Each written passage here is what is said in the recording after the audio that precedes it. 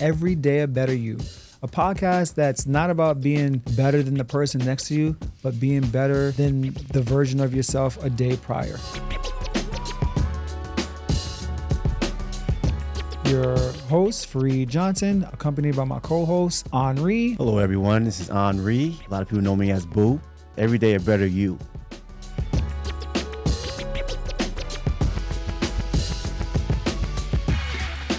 Welcome back. Every Day a Better You. We are on episode 9. You should already know this, but my name is Flip. I'm here with my co-host. Hello, this is Boo. What's going on? Yeah, man. Boo, episode 9. 9? Are we doing fine? Episode 9? I think so. We're trying to get to that 10, you know what I mean? 10, then we got to do it again? Yeah, man. Oh, you got a lyricist over here. Dr. Seuss. I was watching some spoken word. Get tough. Damn, bro. Before we get started, I want to introduce, we have a very, very special guest, but I'm going to get into his background and he's going to tell you a little about himself, but I just want to pan the camera over to my hustle man, Omar, right here. Yeah, that's me. What's up, everybody? All right. We're going to get back into Omar in a little bit because he, we talk about Every Day a Better You, Boo, and this guy exemplifies exactly what that is. Absolutely. He's the epitome of Every Day a Better You, trying to better yourself. I mean, this guy has like 19 businesses. It's insane. I knew 5. I didn't know 19. Now I sound like Jamaican. Right? Yeah, exactly. Taking it back to In Living Color. They got 19 jobs. I knew 5. I didn't know of See, only you guys would get that. Like, there's certain people that would understand those jokes. Yeah, they're like, Oh, what? yeah. Jamaican? You're being racist. Anyway, so let's talk about the gym from the week last week. Because remember last week we were with Brian, which was also a very fantastic episode. He was our first guest, almost our second guest. So that gym was what? Do something. Team Transform Fitness? Yeah. So I watched it. Man.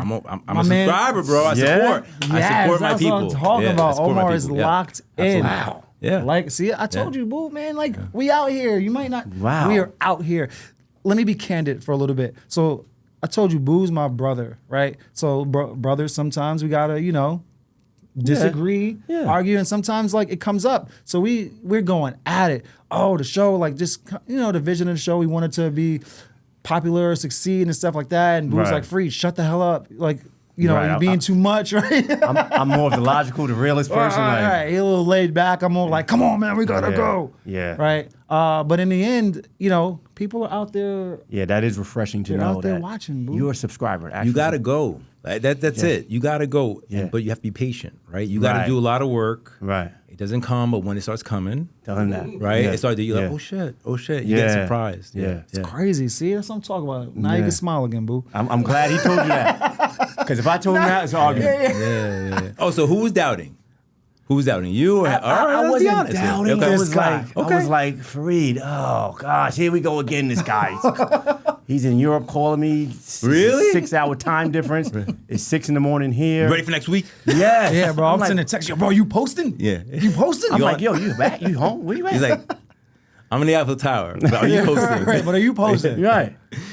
So the gym of the week, doing something that makes you feel alive. Speaking of Eiffel Tower, that's what I did. I had the opportunity to go to Rome and Paris. So tell the people how your trip was.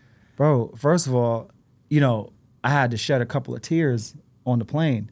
I'm gonna get a little sensitive because we talk about like now at this point people know some of my background, right, and where I came from. Right. I told my daughter when we were on the plane, she was, and I don't want to get emotional here. I'm gonna really try not to, but she's okay. It's okay. She's You're in a safe space, Bob. Yeah. She's 14. Yeah. When I was 14, I was homeless. Yeah, I know those. I remember those days. Yeah. And now I had the opportunity to take her to Rome and Paris. That's crazy. Talk about a 360 moment. Come on, man. Like 360 degrees. That got me, right? And not only am I taking her to Rome and Paris, right? She's actually working on a design logo for us. Oh yeah. Yeah. Can't wait to see that. I know, yo. It's because she's an art person. Like, that's her thing. And when I say it's fire, that's a double entendre. Wait till Here we go. Wait till you see it. So that was the thing that made me feel alive. Like just being there with my daughter. Everyone calls her my mini me because we're like the same person. We got the same similar personalities. Yeah, you do. We just get up and go. We riding bikes at 1 a.m. and Paris and just eating all the great food in Rome, all sorts of hours of the night, and just like having a good time, enjoying each other's company. What was your favorite foods? What was your? So I don't eat pasta, but I ate pasta in Rome with some truffles. You sauce, have to do all that stuff. Cream sauce. I don't eat it. It usually messes up my stomach.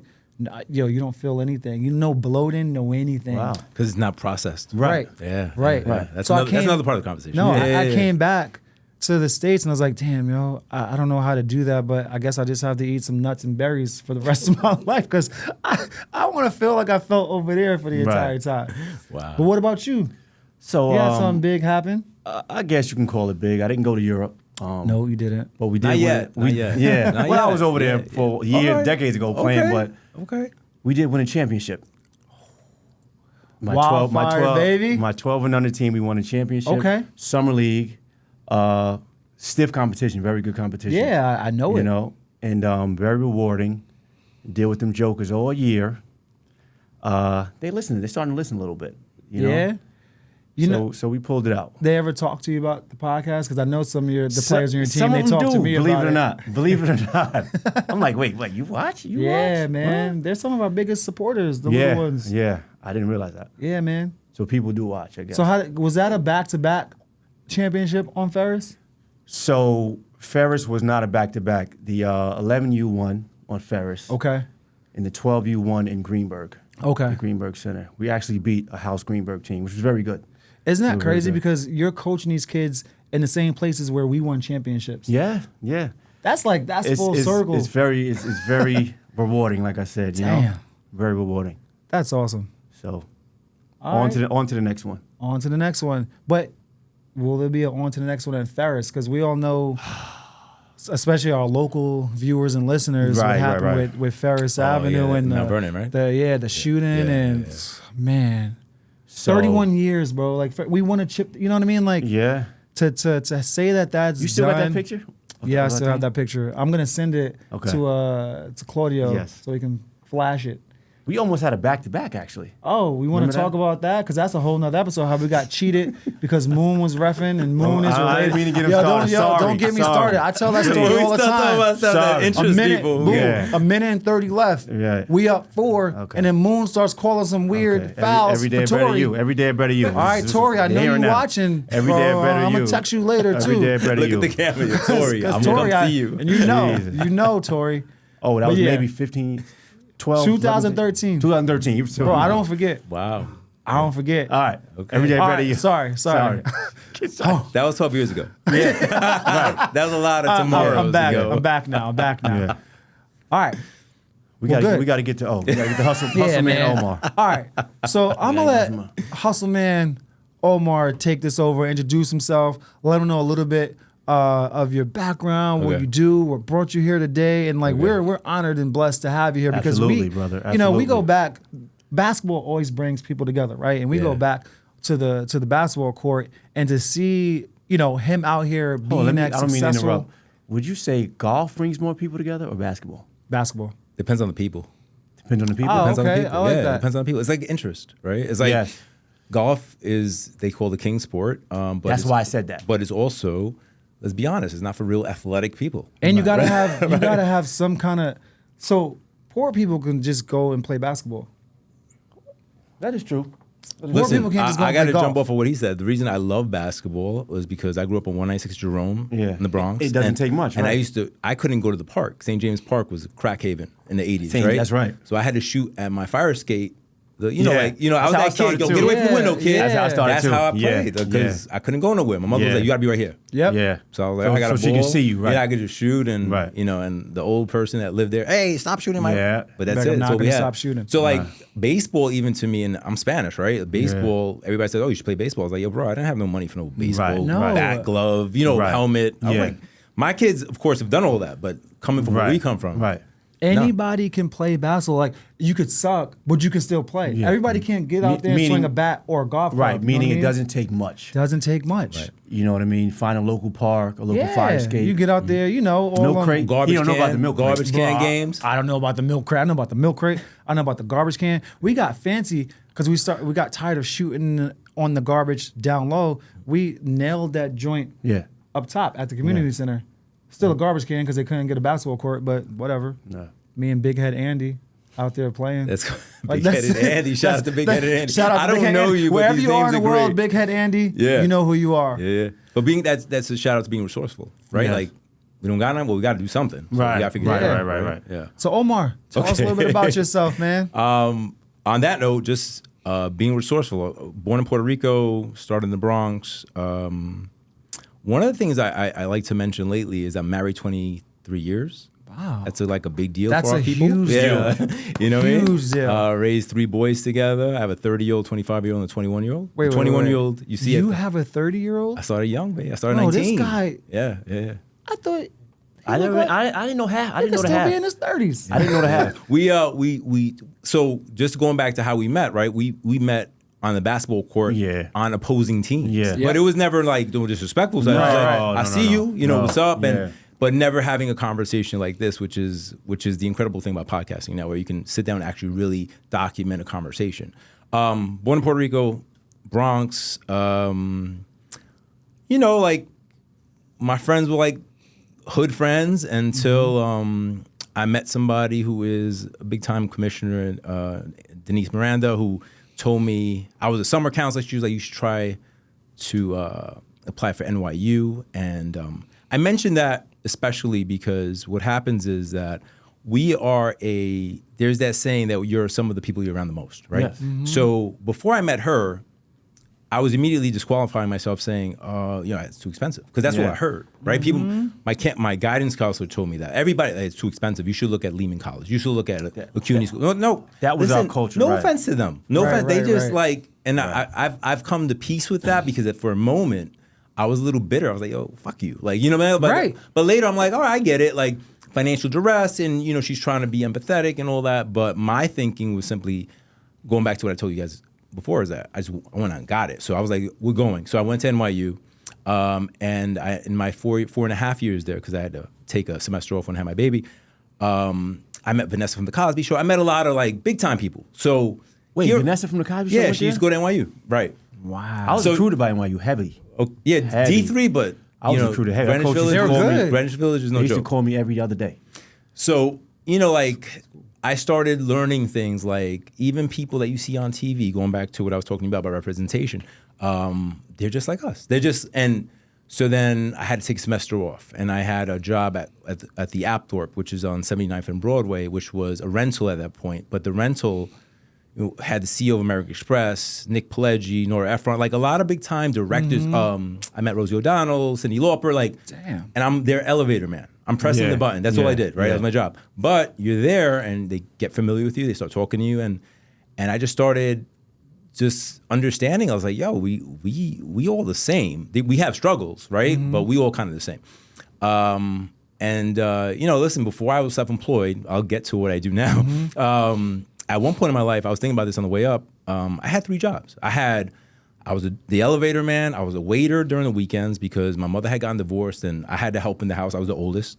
And I was a personal trainer, right? Because these are all the things that I learned that you can make money with, right? So I was like, yo, I gotta make this money. But I also know that there was a cap. Like you only have so many hours in a day. So I started learning about higher skills. And I started learning these concepts without having the internet, without having this is just kind of like, you know, you walking through life and I'm trying to learn. I'm trying to pick up shit. Like you see somebody who knows what they're kind of doing, you think they know it. So you're trying to observe and model, right? After that. So after school, I went traditional. I had a liquor store, a nightclub. So during that time, I was recruited by, this is like 05, 06. I had a good friend of mine, we'll call him my cousin. He was working at a bank. And he calls me up one day, Chris. He's like, yo, I told my boss, I have no idea who these people, just to give you context. I'm at the store, this is before social media. So everybody used to come to the store to hang. I had a back room. I was across the street from the 42 precinct, 159 3rd. So cops, full uniform, drinking, smoking cigars in the back room. I had a vibe, right? Because I always knew that if you give people an experience, they don't care about what they're spending. They'd rather spend it because they want to feel good. So he calls me up. He goes, yo, my boss, da, da, da. I'm like, all right. I was like, what does he want to talk to me about? He goes, I told him you lit. I was like, fuck does that mean? I was like, what are you talking about? Especially in those right? days. I was like, what are you talking about? What? Right? What? So I was like, all right, send him a 159. So the guy pulls up in an X5.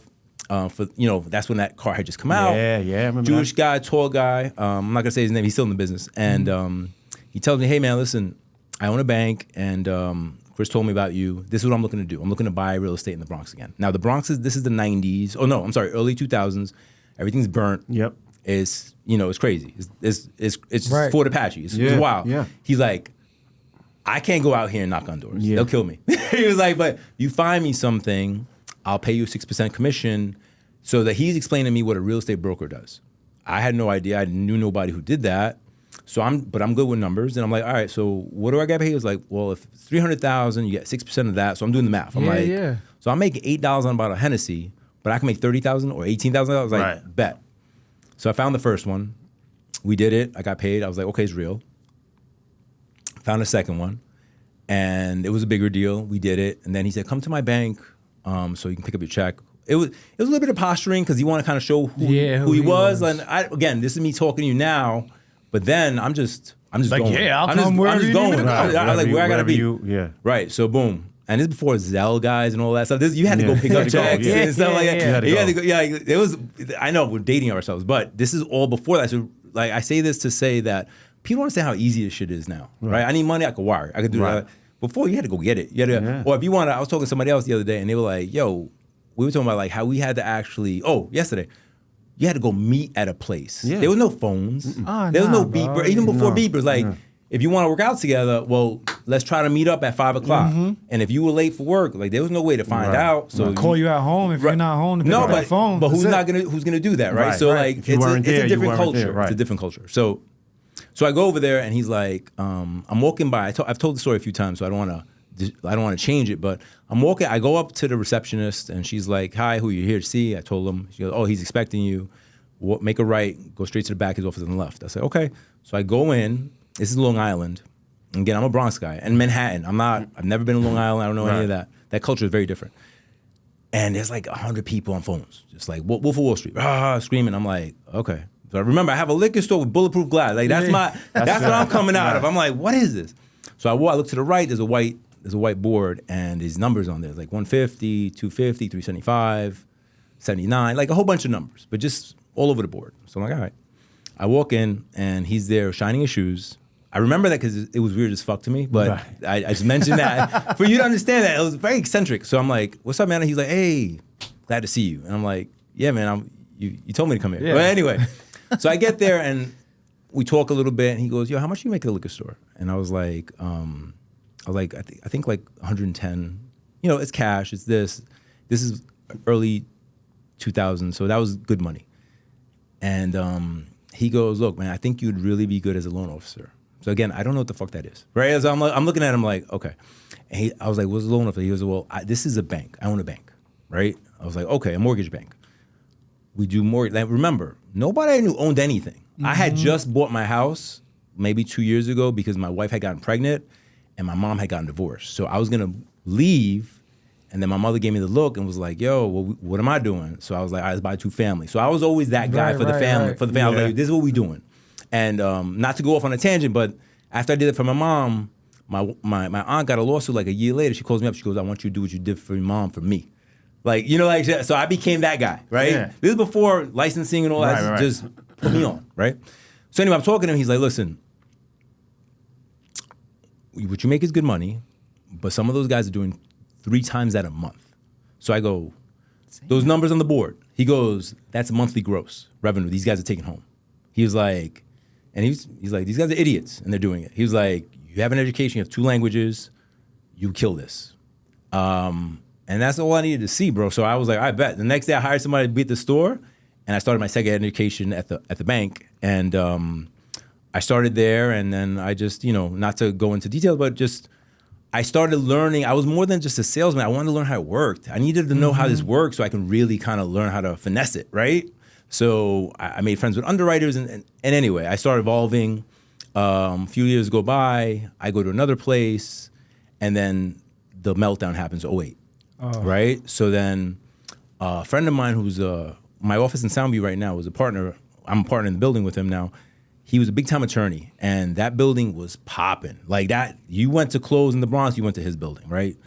I had called him and said, look, I want to do something in the Bronx. I'm tired of, I've been driving, I didn't give you the best part. I was driving 45 minutes or 45 miles each day, each way out to Long Island. to work. There and back. But I would go, I'd leave, drop my son off, my youngest son at daycare, and not come back to 7, 8 at night. Like I was really trying to learn this, right? I was really trying to change my life, and I knew that I could do it with this. With money, you can do anything if you're smart with it, right? So I go back to the guy in Sound. I'm like, yo, man, I want to start seeing people in the Bronx. Da, da, da. He was like, yo, here's a key. Da, da, da. So I start seeing what short sales are. I don't know if you guys know what that is. Short sales are where you're buying a property for less than is owed. So back in '08, there was a bubble. People buying things that were for supposedly $1 million, but now they're worth $500,000. So the banks were okay with taking a $500,000 pay cut, right? As long as because they weren't getting paid. So it's called the burning house basically syndrome. Like you got to stop the burning on the block, or the whole block's going down, right? So you don't want to have a bunch of vacant apartments or houses. So you start doing what you got to do. Right. So I saw what these fucking real estate agents were making. I was like, what? They're making 6% on these, 30,000, 40,000. Like these are big numbers. So I get my real estate license. I'm like, I'm gonna get into this. So I do that, right? How long did that take for you to get your license? The real estate license, let me say this to everybody. Because it's not that easy, right? No. It's Contrary to what you're process. saying, it's 250 hours online, and you take 100 multiple choice question tests by the state. If you're a hustler, that's what you need to do. That's how easy it is. No education required.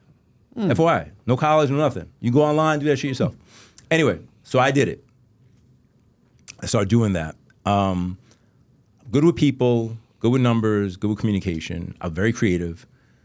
So eventually you start doing enough numbers, investors, I call them investors to banks. Banks start calling you, yo, how we get all your business? So I'm like, all right, well, what are we talking about? So like now it's a business negotiation. So I'm like, all right, well, I want to do this. I want to close in my name. I want to do this. They're like, yes, get your E&O. Like not to get into details, but they're like, you want to be a bank? Bet, we got you. So I started doing that now. And they were funding you.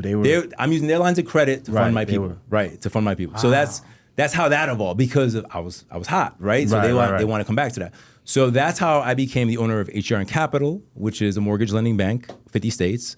Hudson Group Realty Network, which is the real estate broker, which I started in 2012, and HR Media, which is how I help people brand themselves and differentiate themselves in the market. I'm also an author, The Ancient Hard Money. I try to make it easy and digestible for everybody. Are those books for us? That's for you. I'm gonna sign them so one day when they're worth a lot of money, you'll be like, yeah, I'm gonna sell this. Yeah. I've also, and I always say this, I wanna be clear, I don't say this to flex, I say this to show it's possible because back to what I was telling you, representation is important. Like there's not enough people like us talking about shit like this, Very right? important, right. So I also own 71 units, a 50 unit and a 21 unit apartment building in Massachusetts with a group of investors, my friends. I've invested in tech apps, Modi, Chat. I'm out there. And I don't say that because I'm just saying, yo, you could be out there too. You like, if you really apply yourself, bro. Like, I mean, you just went to Europe, like you said, off the on the camera with your daughter. It's a beautiful thing, man. Like, I tell my kids all the time, like, yo, man, you don't understand. Like, when we go to these vacations and we fly first class, like, my grandma passed away, but I was like, grandma didn't take a real vacation till she was 65 and I paid for it. Right. Like, I was like, you understand, I used to go to Puerto Rico, not because I was chilling San Juan, because grandma didn't have childcare. Right. So the summers, here's a ticket to go to Puerto Rico, stay in the mountains with no lights with your grandparents, because I know you're safe up there. And that's how I learned to read and write Spanish very quickly because they didn't speak English. Right? I try to break it down for my kids because I want them to understand, like, it's all about being resourceful and doing what you do with your time. It's not about, oh, I only got this shit. All right, well, you here, what we doing? Like, you know, like, going back to you won a championship with your kids. Yo, they don't understand. It's hard to understand what happiness is without sadness. Yes. Mm-hmm. Right? And right. If you properly, like, have a relationship with it, that's my word. You have to have a relationship with it, right? Like, loss doesn't define you. It can refine you, but you have to, like, all right, what I do. Right. Not what you do. What I do. How can I make it better? Right. How can I not lose this way again? Right? And I think our people need to hear us talk about things like that because so many times I hear, yo, because Yeah. I'm like, I'm not hearing you. I stopped listening, bro. I'm done. The excuses. They're trying to self-justify why it didn't work for them. Bro, I got mad reasons why shit shouldn't have worked for me. Right. At 17, I went to college. At 18, my father died. At 19, I had a baby. I could keep on. Every year I could have been like, yo, it ain't it. Is it? But I chose the other path. I was like, yo, okay, put that to the side, lock in and finish up. So, if anything, and I'm open to any questions, but that's the mindset. And that's the mindset you have to develop if you want to achieve anything great, right? You got to be a little obsessed. And different times of your life are going to be different. When you're younger, it's easier to lock in, right? You have less responsibilities. Now you start having kids, you start having a wife, you start life stuff. They need you. They need you. The way you show up for work, you got to show up. I mean, to have a successful marriage, right? Like that shit takes work. Like people like, oh, it's mad easy. No. My man.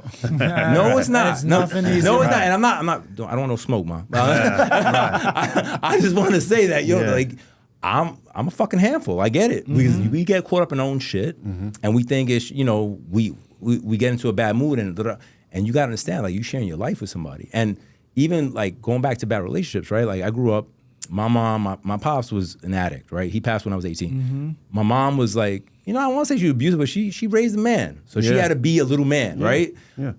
Sometimes she was stronger. And, now I was talking to one of the guys in the jacuzzi this morning. I know, we first world problems. I know, I get it. And he's like, yo, I talking to my kids. And I was like, am I talking to them right? Well, my wife is like this. I'm like, I get it, man. I was like, I told him, I said, you got to show them. I mean, I don't have any daughters, so I can't speak about that. For men, right? I try to teach my sons, to be the man that I am, not the man that I'm showing them to be, right? And I tell them all the time, take what's good, because I have a lot of defects too, right? Like I was like, take what's good and keep that, and the shit that don't work, don't fuck with it. It's all right. Like simple. I'm not perfect, bro. Like I get simple, it, you know what I'm saying? But at least I'm willing to tell you that. Most people be like, no, it's the way it is. And you push your kids forward to be better versions of you, like that tie-in, better versions of you, because that's your legacy. That's what you're leaving out here. That's right. One day we out. No, it could be tomorrow. It could be 20, 100 years from now. We don't know, but we got to push that narrative. So the reason I wanted to be on the podcast with you is because I love the concept. I love the concept, and I think it's needed. I think it's seriously needed. And I've watched and I've subscribed, and you've overcome some adversity and some dark shit, bro. You could have been a different person.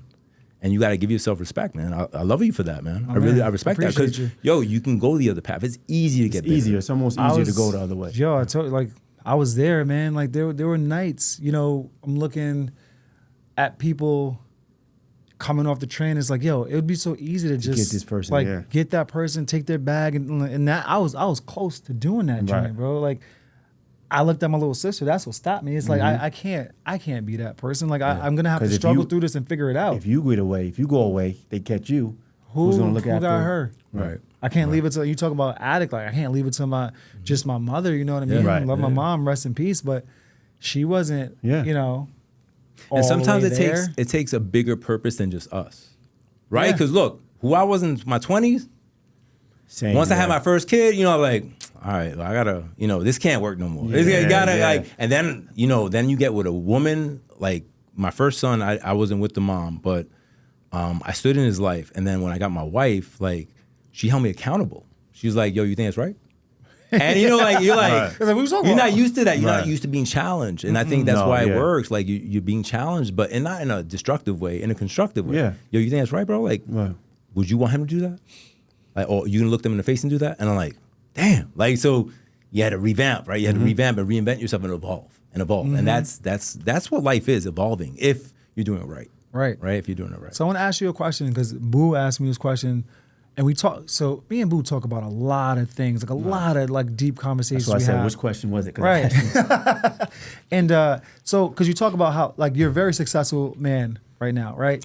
Thank you, I appreciate it, but I don't feel that way because I'm in it. And you shouldn't, because I'm in it, right? Because you're still trying to. I'm still trying to do better. I'm still in my movie. I don't know where it was going to end. That's that right there. That's that Muhammad mentality, baby. So, but he talks because Boo knows where I started, where I am, and where I'm still trying to go, and he knows how I am with my kids, right? Like I don't want my kids to want for anything, right? But I also want them to not be spoiled. So he asked me all the time, well, do you think you're doing a good job of that, right? Do you think your kids are spoiled, and what's the balance? And Right. do you think your kids appreciate what they actually have? Because Actually on the plane. yeah, Actually on the plane.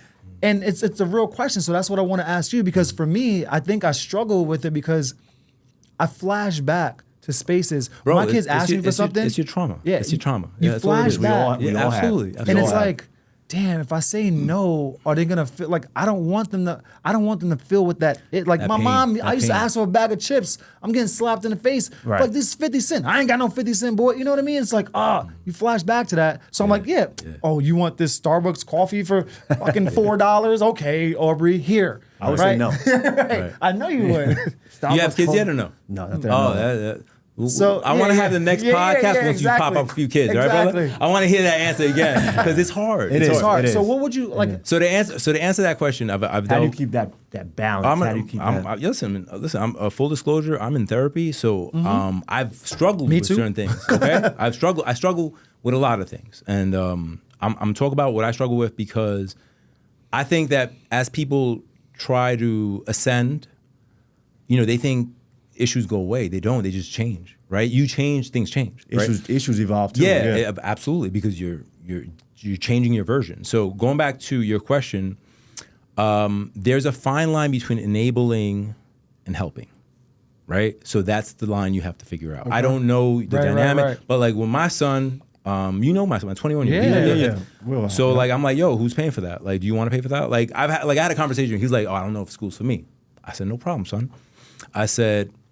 And I had this conversation with my other son who just got married. He was like, he came during COVID. He was like, yo, Dad, I don't want to do NYU no more. I want to do music school.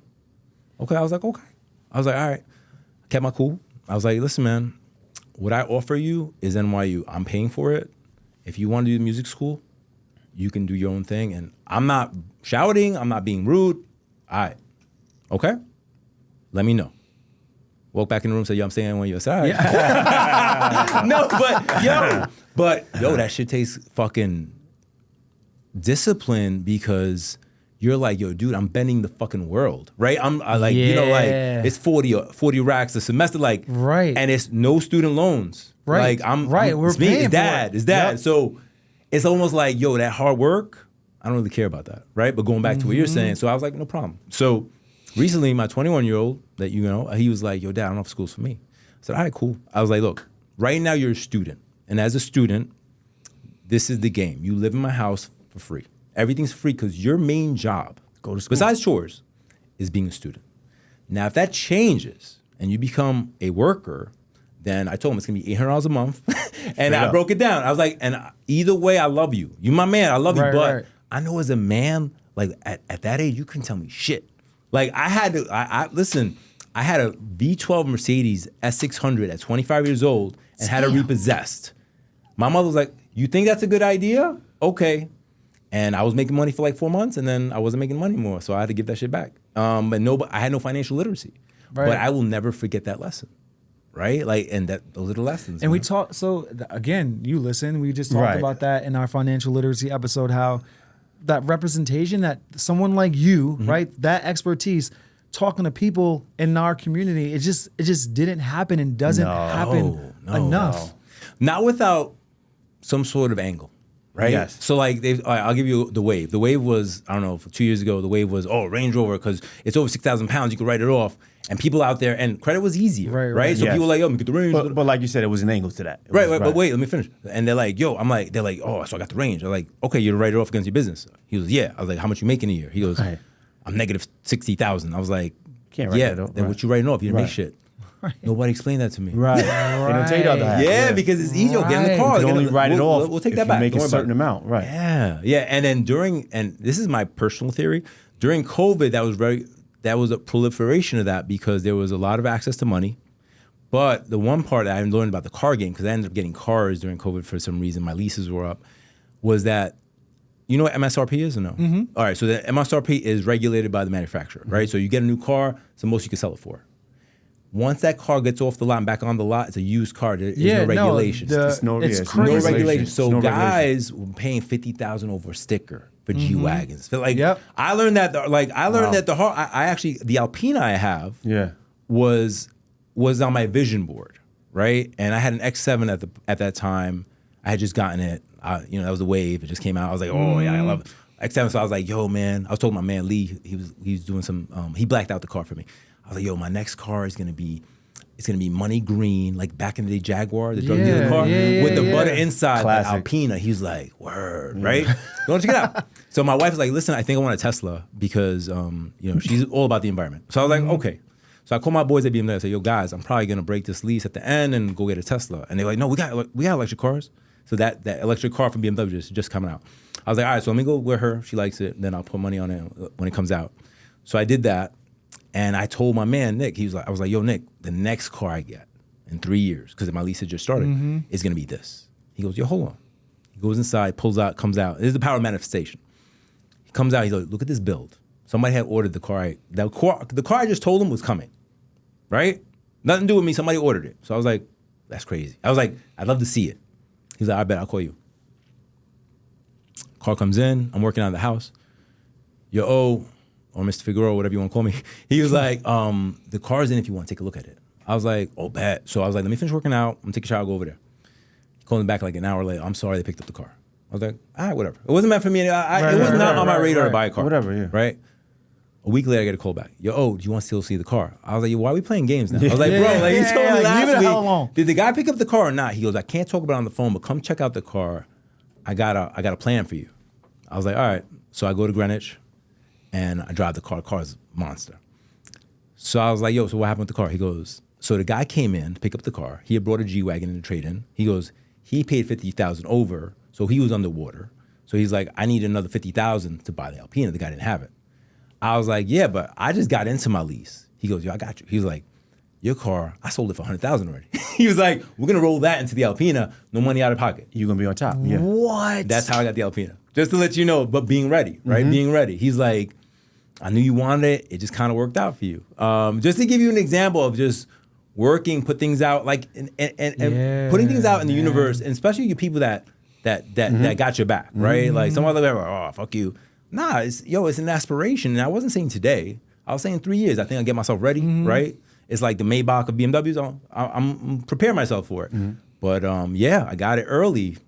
Just to give you an example of how that shit works sometimes. And then you go power of relationships too, right? Because you don't have a relationship with that dude. That shit is sour. Like, he ain't looking out for you, calling you, come back, gotta pick it up, you come back now, look at it. I've bought cars from the same guy since 2014, 2015. Yeah, something like that. It's been like 4 leases at 3 years apart. Yeah. So we've developed that relationship, you know? So power relationships is incredible. I think that's what makes the world go around, relationships. Absolutely, you know absolutely. I mean? And listen, to add on to what you're saying, not only is it the power of good relationships, having the discipline to limit, because I'm learning this too, going back to what I'm dealing with, right?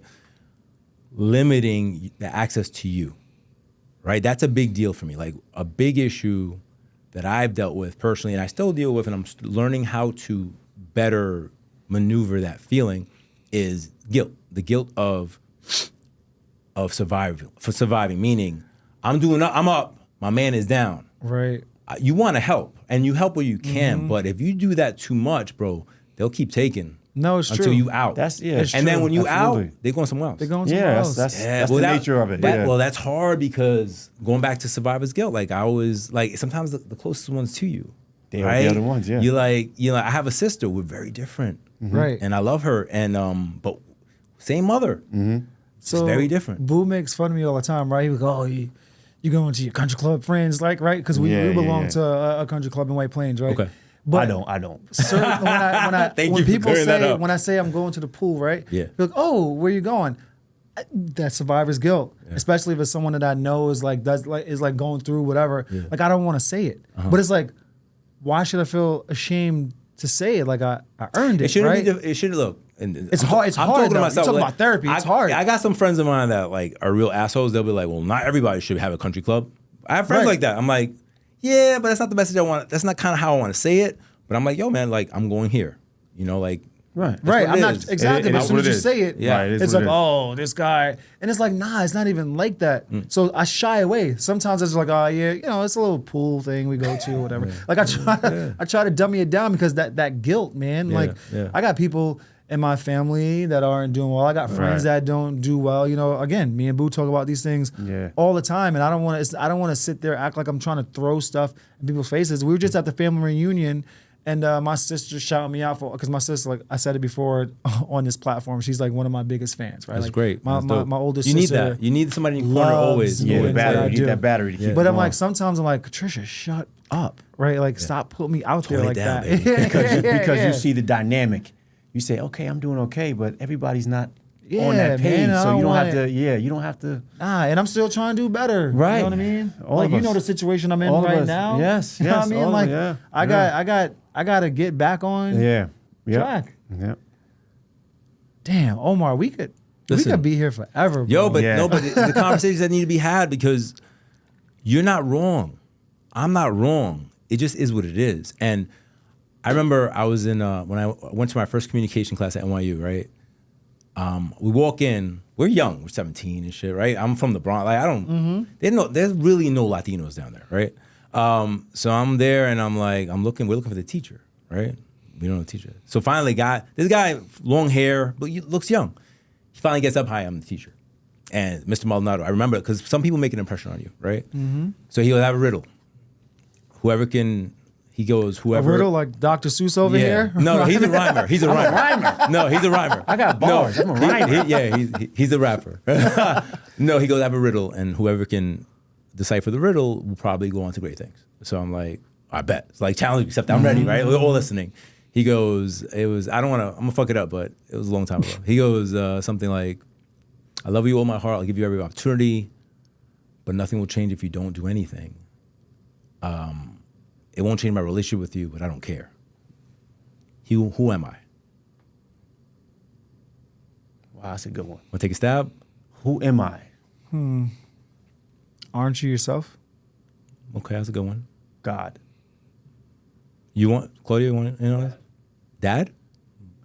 The world. I was gonna say that. I thought that was too easy. The world, yeah. gonna say And that. that shit blew my mind. I was like, fuck, that's a yeah. And going back to hustling, right? Like, I've never been whenever I've been in certain positions or certain opportunities arose, it was never for just me. It would be like 4 people, right? And for whatever reason, not because I'm the best competitor, I would usually win, right? But the reason being is because any chance I got, bro, I was in. Like they say, yo, man, you starter, and you second string. Oh, you third string. All right. So I'm a practice. Like I'm a starter. When I get my shot, Something happens, right. I'm ready. I'm ready. Right? So instead of looking at, damn, I'm third, I'm like, yo, if my man goes down, he goes down, I'm here. And they can depend on me. Right? Like, so that becomes the mindset of always just whatever shot you get, bro, they gotta feel you. They gotta feel you. That's that saying. If you stay ready, you never have to get ready. Right. Yeah. And man. well, we want to give it context because people like so many. Oh, that's the saying. Yeah, All these things yeah. come from experience, Yep. bro. Like Yep. nobody just sat there and thought about it. Oh yeah, this sounds right. No, Yep. why? Yep. Because being ready is not just in the right place. It's right mindset. You gotta be right. ready. You gotta be ready, right? Because here's the thing, it could work the other way. If you get the opportunity and you're not ready, it's like, Yeah, oh it's like, shit, oh, damn. or if you're not educated enough. Right. Like I've been Same in thing. positions when I first started, like they're talking about some shit, like I'm like, what the fuck is that? And later I'm checking it out. And Yeah. again, before the internet, I'm like looking at books. Oh, I'm- absolutely. and I'm still learning, right? 'Cause- But again, that comes from how we came up, hustling. Right. Like you said, the yo, whole. what they talking? I don't really know, but I Let me bet look you that, I'll find let me out. look that shit up. Find Let out, me you look know that what I shit up. mean? Yeah, and not being That's not just- being afraid to say I No, don't know. right. Like one thing I'll tell you, the richest people I know love to talk about their shit. Like if you ask them good questions, Right. they talking. They go because that's their passion. Yes. Right? And if you listening, you can take shit and be like, all right, I'm gonna apply that to me. Yeah. This is how I would use that in my world, right? Yep. Because I want to get to that world, but I'm here now, and that's okay. I can get there, but this is how it would work here. Right? This is where it makes sense here. Going back to you, right? Like, I don't know your family. I have a large family too. I have 50 cousins at one point, right? Now as we get older, we're starting to lose them. I'm an outlier. There's nobody else like me in my family. And I'm no shitting on them. I love them, but we just different. So usually at funerals or weddings, we see each other. Maybe a family reunion once in a while. That's it. But we don't really run in the same circles, right? And the one thing I will tell you, because this is from experience, right? If you have the opportunity to help somebody, you help them, but not to a point where you hurt yourself. And you can never expect it to be reciprocated the same way, because they are not you. See that, and I'm with you. That's my problem. And that's I was almost just selfish. talking to you about that. But that's almost selfish. You help someone. You help someone, you expect them. and I'm like, no. So I just believe in you treat people how you want to be treated. So if I'm gonna go out on a limb for you, I expect like maybe one day if I need that, you go out on a limb for me. You can't it doesn't expect happen. that. You can't expect that. And that's what I talk about in therapy. Yeah. Like, those are the Reciprocity things. is a big thing, but one thing I've learned, listen, I've walked away from $1 million. Straight up, walked away because I was gonna kill somebody, family member. And I'm okay with it. I'm like, yo, man, listen, man, you know what? If that's so important to you, so be it. Yeah. I love you. You know why? Because I'm gonna get my $1 million. I got this. I helped do this, and that's fine. Yeah. I'm gonna keep going, right? And of course, what happens is, you know, they see the movement, they see the flow, and they're like, oh, and you close it. Going back to, you have to be partitioned, right? Like, yo, that door's closed, bro. We closed that door. You got your $1 million. We're out. Right. I don't wish anything bad on you, but you can't come knocking this door. So, and that's the way you got to be. It's kind of, it's all about boundaries, right? Boundaries are a big thing. I think you guys spoke on it a little bit on your thing. Oh, yeah. You got to have boundaries, and you have to make them where they're good for you. Not, oh, I'm setting them, but you're really not okay with them, because then you're going to have inner conflict. You got to be like, yo, this is what it is. This is what it is. And it'll take some self-talk, right? Like in the beginning, because we get emotional, like, what the fuck? You know, like, why wouldn't you, like, come on? You know, like, I would bleed for you. You can't, not everybody's like you. Not everybody's like that. That's the part where I tell my kids, look, whatever we do is no reflection on them. It's only us. Meaning we do it because that's who we are. That's who, like, I can go anywhere straight up. My head is up, bro. Yeah. I go anywhere. I go to a place where I owe $1 million and they'll welcome me in, be like, yo, oh, because I know when he's up, he's up. Like, he got me. It's never on some, he's trying to finesse. It's always straight up. And if you can move that way, it's very liberating. It's very liberating, bro. Yeah. Especially our people, like, you know, there's always like that pretentiousness sometimes with posturing. I'm like, there's no need for it. There's no need for it. But we can only talk about that because we've accomplished certain things. Because now we feel self-validated, right? And we have that confidence and that calmness. And that's priceless. Right. Well, that's priceless. Absolutely. And, you know, going back to like, there's that story with Jay-Z where his cousin was like, yo, give me 5 G's and I'll make it 20 million. Yeah. Don't work like that. But it doesn't. But you can only talk like that from experience, right? And and not everybody's gonna be like you, and that's you gotta be all right with that. You gotta love your uniqueness. That's the hard. Like, I do. I love, like, Boo knows. Like, I don't care what anyone thinks about me. Like, it's just, I am who I am. I'm gonna help, whatever. Right. But it does get to me when it's like, I was just telling you, like, I help. There was this one person. I'm not gonna put the name out there. Okay. Help them, job stuff. Things get a certain way, give me their ass to kiss. You know what I mean? It's like, but bro, like, you were down. Yeah. And I brought you up. Me, no one else. Not your family, not your brother, me, right?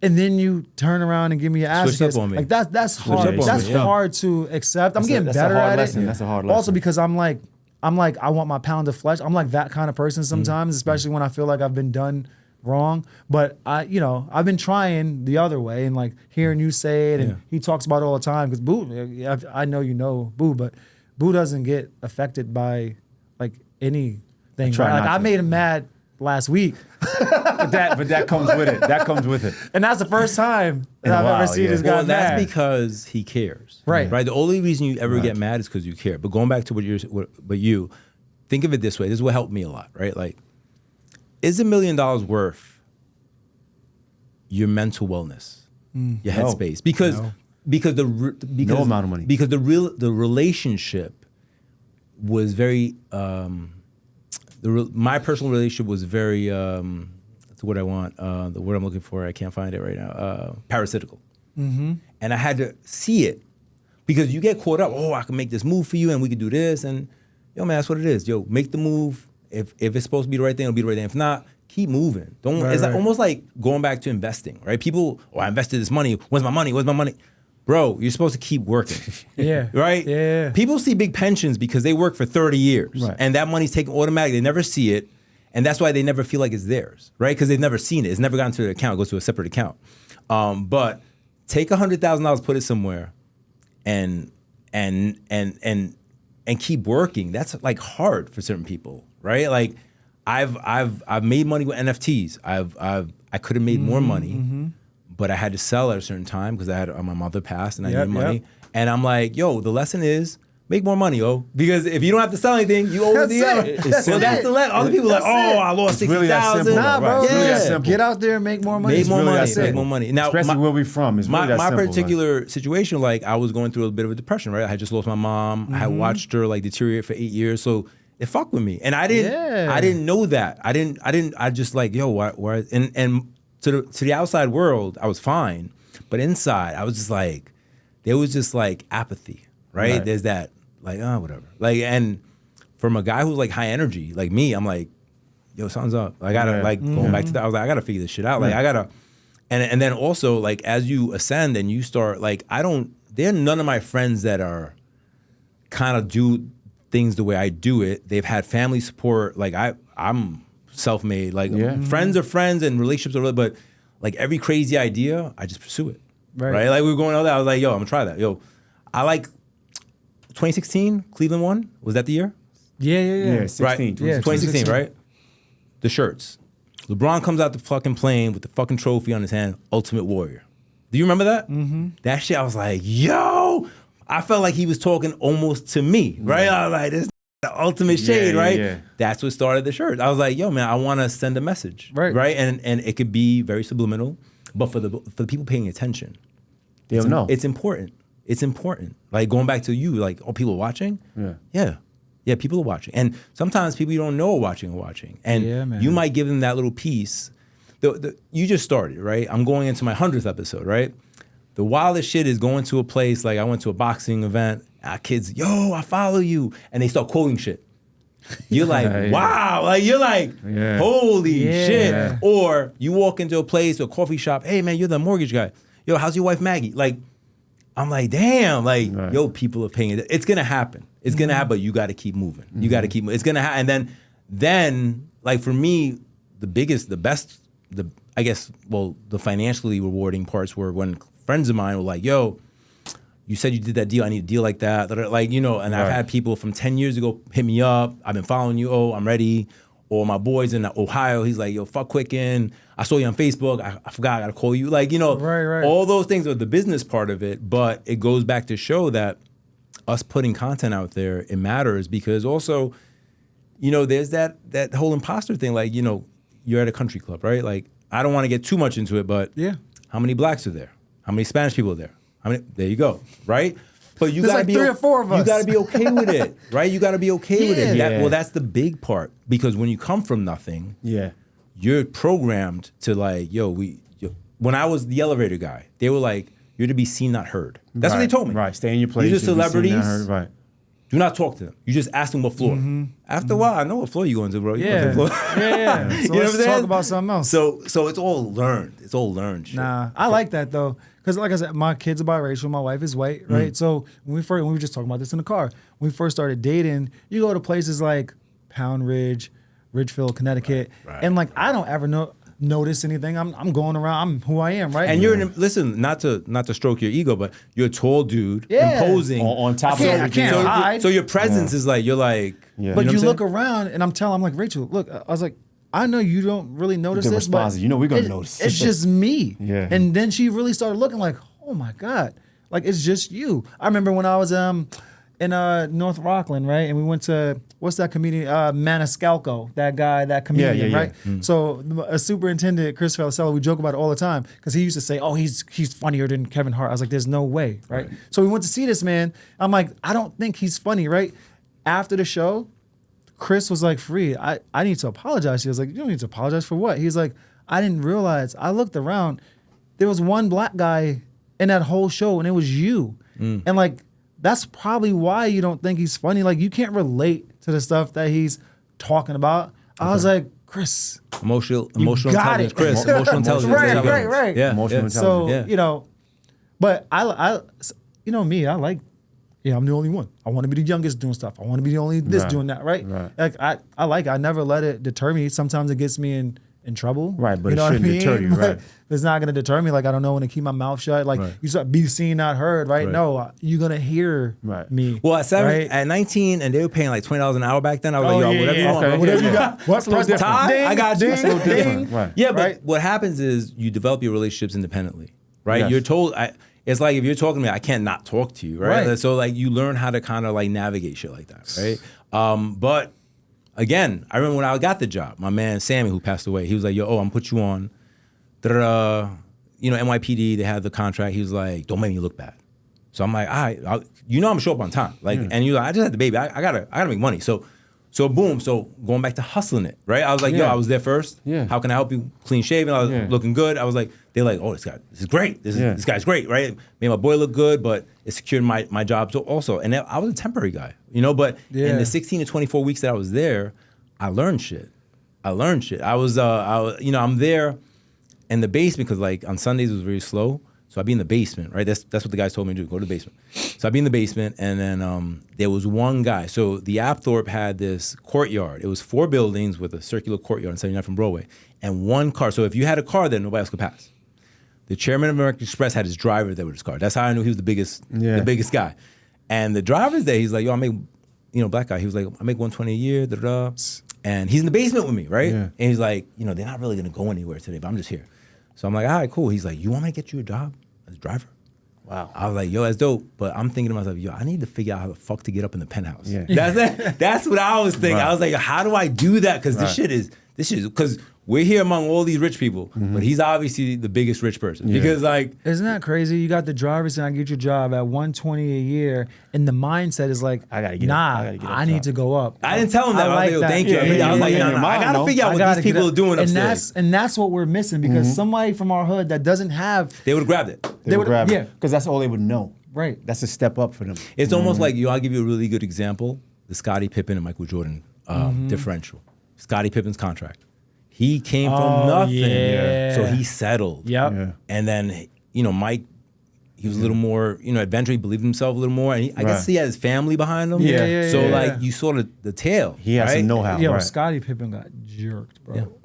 But like he said, he was like, I didn't have nothing. Right. Yeah. So like anything is better than nothing, right? And we all can relate to that. Yeah. You know what I mean? Yeah, Omar, man, we're gonna have to have him back on the show, because we could. I think so. I'm looking at the ticker. Like we could just keep talking. Sorry. But before we get out of here, I want you to plug your media group, and I want you to talk a little bit about that book, please. So the H in Hard Money, I wrote it when I had my hips replaced. That's another story.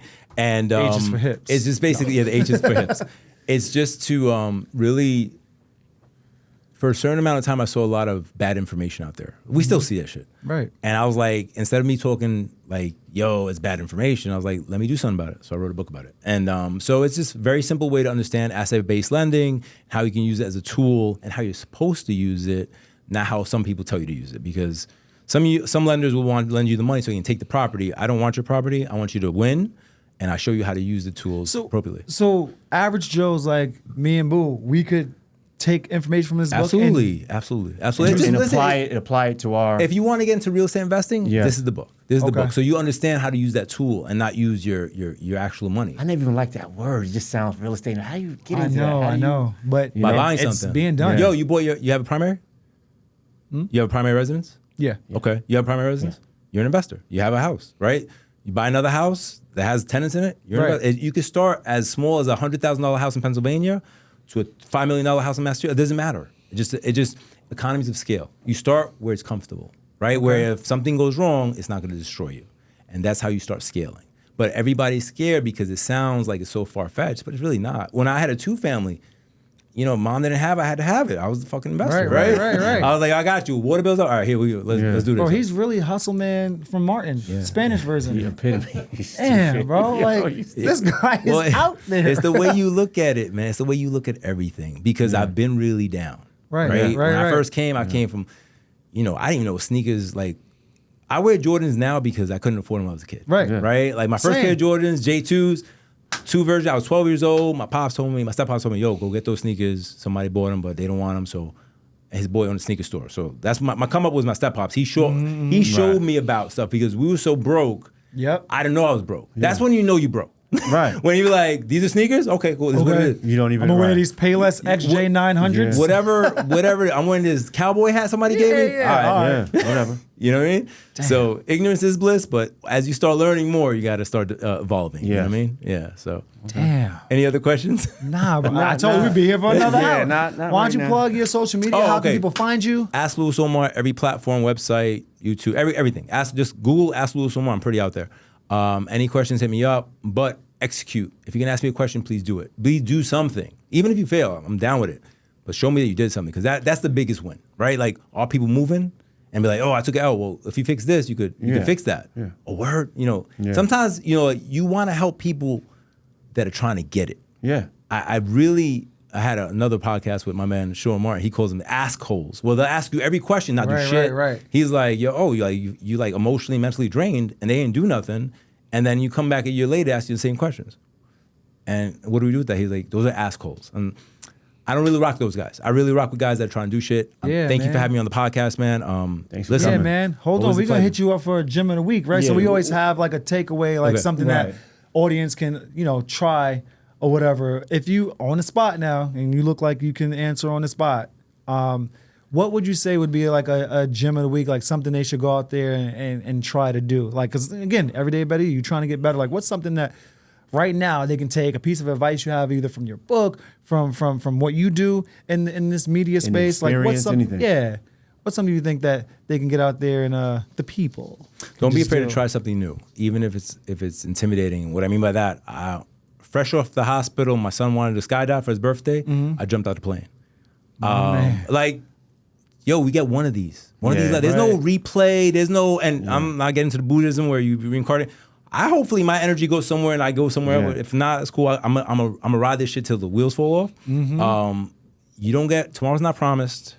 Yesterday is gone. Yep. You got today. Make something happen. Make something happen. Just make something happen for yourself. Make something happen for your family. Make something, like, in any small way. And also a big thing with this podcast, especially, like, let people know that you appreciate them. That's a big thing. Yep. Even the closest ones to you, because sometimes we kind of take that for granted, right? The closest one to us, sometimes we talked about it, are the ones that are like, I ain't gonna be shit. You know what I mean? Yeah. We're talking about belief. We're talking about belief. That's different. Man. You know what that is? That's their own self-limiting beliefs being projected on you. That's all it is, right? Yeah. That's all it is, man. But we're past that. We're past it. Yo, man, you were in episode 9. Right. Yeah.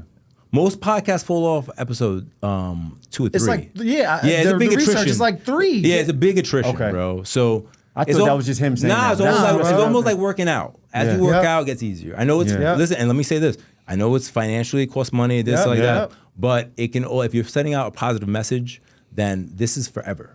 Forever. That's the legacy piece. The piece Claudio makes sure it's forever too. You'll be on the internet forever, right? Right. So that's the dope piece. So my goal is, like, when my great kids come around, they'll see me, I'll be like 70, but I'll be like, look at me here. Yeah, I was killing that shit, right? I was killing it. Yeah, man. See, I talk about try something new. I tried to wear like a jacket thing. Where is it? Oh, the flannel coat. Show the people. Man, I had to change. Lumberjack with the hat to match. Yeah, bro, look, bro, I had this on, all my people out here making fun of me. We thought he came from another joint. We thought he came from the future in the winter.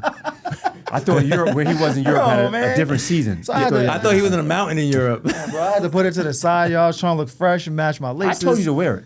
Yeah, but Claudio had it was hot in here, bro. I would have been sweating. My nose was already sweating, bro. I don't know if he didn't pay his air conditioning bill, but it's hot. God. It's raining today, though.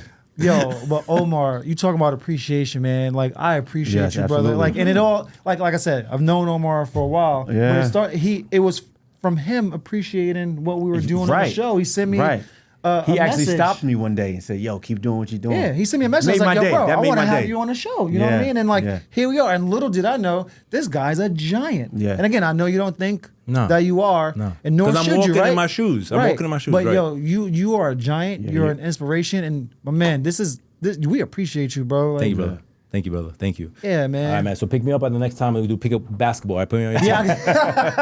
Got you. I'm gonna give you my all. I don't know how much that is. I'm gonna give you my all. Nah, bro. Are you showing up tomorrow morning? I might have to now. All right, this conversation. my back is feeling a little better. Yeah, we gotta I'm gonna take my alkaline water. I feel so I don't cramp up. I had a cramp in the middle of the conversation. I saw my leg go up.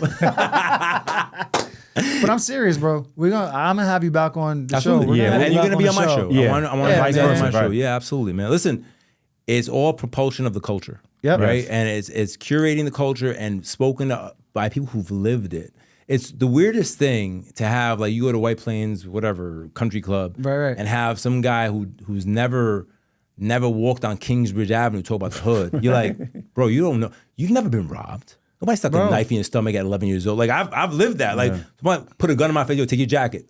All right, I guess here you go, brother. I give you one better, and that's what. And this could be a whole another episode. Okay. In schools, like in the spaces where I work, right? Yeah. And like right now, currently, not for much longer, but I'm in a school district that is predominantly white. Palmetto. Right. Exactly. Okay. So imagine having people tell you how you should talk about Black history. That's hard. Can you imagine? That's hard. Right. These are the things that happen in these spaces. So it's like, that's the culture. Yeah. right. It's insane. And I have to You can lose your shit. bite my Right. tongue. Yeah. Right. But when I said these things get me in trouble, like I don't always bite my tongue. And, one thing leads Well, to some another. trouble's worth it. You're right. Some trouble. That was John Lewis, Yes. right? Getting good Yeah. trouble. Yeah. Well, the big thing for you is that if you're creating this platform, you can speak your truth. Right. Right. Obviously, if you're part of a bigger system, then you got to play your position, right? You can go to the edges, but if you go over, then you become an issue, right? And you don't want that. So it's almost like, I'm not trying to put you on a pedestal like Martin Luther King. Like, he got out the system, was doing his thing, and then eventually he got so big that they had to take him out, right? But same thing. This is your platform. Do your thing, right? They can't tell you not to do this, right? When you're in a bigger system, you got to play, different. play your position. Right. You got to play your position. Play the That's game why I a love little this. It's so free. It's like, we're in the car talking. Absolutely. Shit, you know what I mean? Absolutely. Yeah. But I appreciate you, man. Yeah. So that wraps it up, boo. Episode 9 is officially yeah. done. Episode 9 is done. Remember, Got the gym of the week. Yeah, we got the gym of the week. Which was do something different. Just do something different. Just get out there and do something different. And like, we talk about taking risk all the time, but go ahead and take a big risk. And like, let's take it more to financial literacy. Why don't you invest in something? Right? It could be $5. You know what I mean? Like, but go out there and invest in someone, invest in something at your own level. Whatever you can do. But make an investment and see how it turns out. Yeah, the term is the economy of scale. Like, you got to make an investment that you're okay with. That if you lost it, it'd make you upset, but it's not gonna put you on the street. Right. That I'm trying to give like real game, not take all your money, put into this, and then the next thing you broke, you'd be like, yo, I'm homeless now. We need the fast talking legal after what we just said. Yeah. It's not legal advice. It's not investment advice. It's just our opinions. It's just our opinions, right? Take it or leave it.